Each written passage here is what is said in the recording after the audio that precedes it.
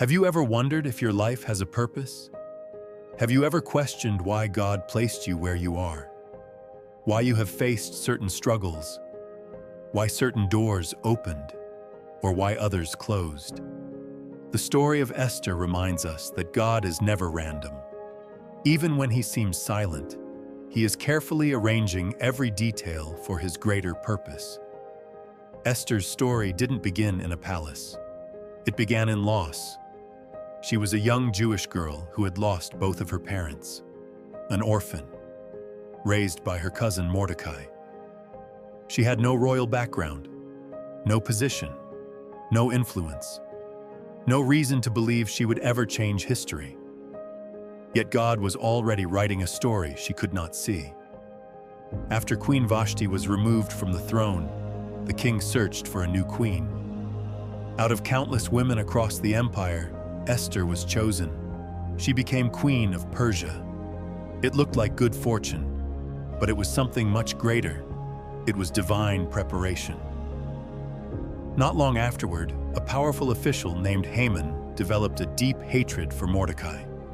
His anger grew so great that he planned not only to kill Mordecai, but to destroy every Jewish man, woman, and child throughout the kingdom. A decree was issued. An entire nation faced destruction. When Mordecai learned what had happened, he mourned publicly and sent a message to Esther. He urged her to go before the king and plead for her people. But there was a problem. No one could approach the king without being invited. Anyone who entered the throne room unannounced could be put to death instantly. Even the queen was not exempt. Esther was afraid. She had not been summoned by the king for many days. Walking into that room could cost her life. Like many of us, she stood between fear and faith, between safety and obedience.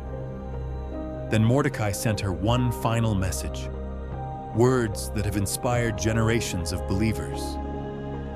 And who knows whether you have not come to the kingdom for such a time as this?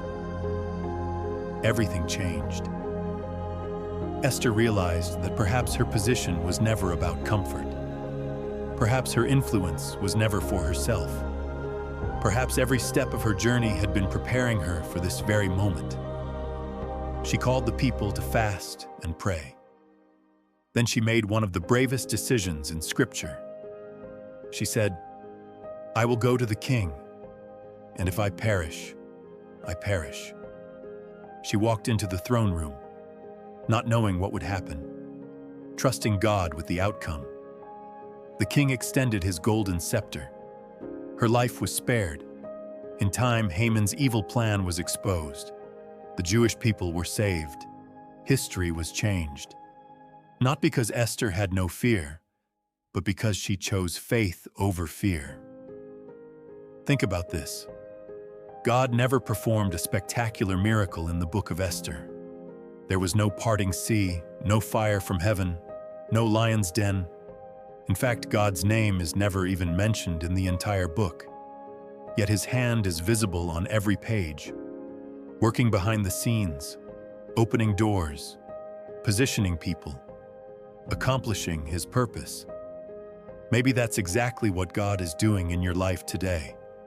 You may not see him. You may not understand why you're where you are. You may wonder why your journey has taken unexpected turns. But God is still working. The place where you are today may be the very place he has prepared for your greatest purpose. Your job, your family, your talents, your challenges, even your past. None of it is wasted in God's hands. You are not where you are by accident. God often prepares people long before he reveals their purpose.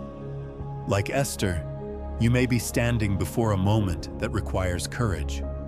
A conversation you've been avoiding, a decision you've been afraid to make, an opportunity that seems bigger than you. Don't let fear convince you that you're unqualified. God knew exactly who you would be. He knew exactly where you would live. He knew exactly what this generation would need. And he placed you here for a reason. Remember Mordecai's words. And who knows whether you have not come to the kingdom for such a time as this? Perhaps the answer to the question you've been asking isn't found in your circumstances. Perhaps it's found in your calling, because you were never created by accident. You were placed here by God for such a time as this.